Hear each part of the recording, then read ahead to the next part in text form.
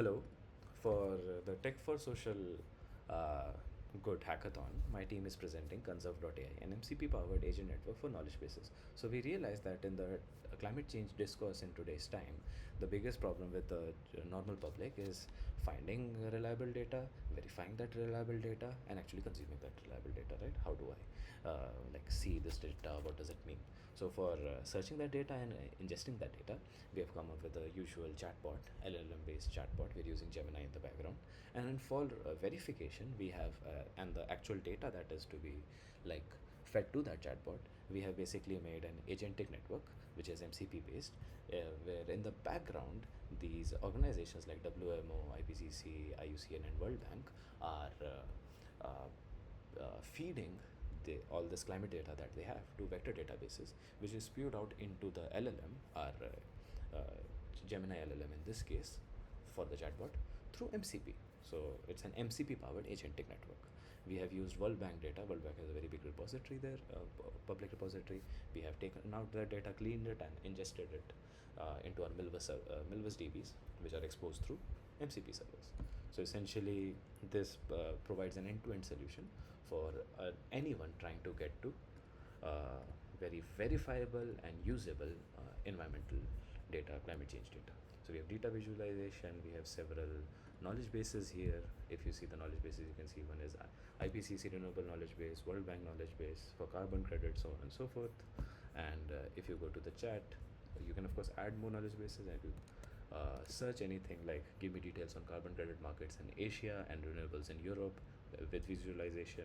It will be calling the Gemini 2.5 Flash and accordingly replying. So we get to see what is being requested to the knowledge base, the World Bank one. So return length was 3, and this was the carbon credit markets in Asia was the query. You even see the score for the similarity search.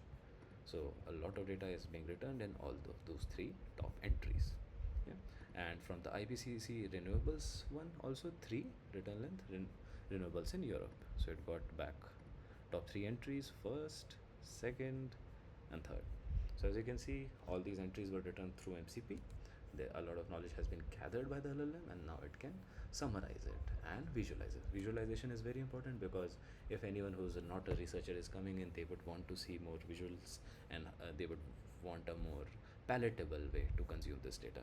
As you can see, it has an exploited potential graph for hydropower, chemicals, so on and so forth. This one is for carbon projects from 22 September. Year 22 September. Europe, Asia, as you can see, this is actually coming directly from those databases, renewables in Europe. This is exactly coming exactly from the MCP service. Now last thing is our architecture. We have several knowledge bases, World Bank knowledge base, WMO, IUC, and IPCC. The World Bank one is acting as an aggregator, meaning it can have other knowledge bases also. As you can see, all the connections are through MCP.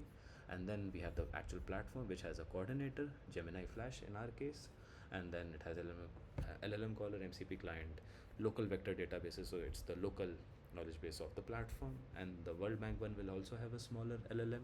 This one we have implemented. This is there because it's acting as an aggregator, which takes data from other knowledge bases and then sends it to the main coordinator, which is this one. So I hope you guys like it. Thank you.